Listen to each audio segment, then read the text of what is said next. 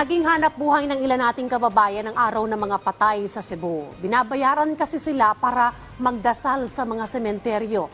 May report si Jessie Atienza ng PTV Cebu.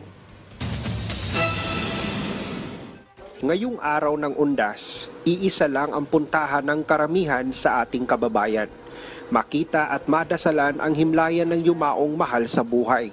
Isa sa mga puntahan ng mga tao sa Cebu, ang Calamba Cemetery, isa sa pinakalumang sementeryo sa lungsod na itinayo taong 1863. Ayon sa pamunuan ng sementeryo, aabot na sa halos 20,000 mga nicho ang makikita rito.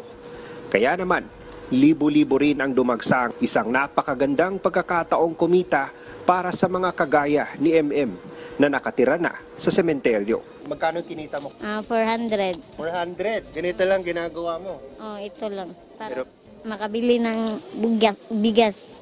Lumuwas pa mula sa bayan ng Katmon sa probinsya ng Cebu ang magsasaka na si Nanay Flora.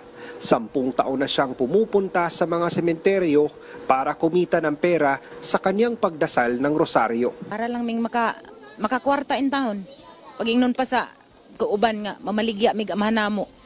Iilan lamang sila sa mga umaasa sa mga okasyon gaya ng Undas na para sa karamihan, panahon ng pahinga at makapunta sa himlayan ng mga mahal sa buhay.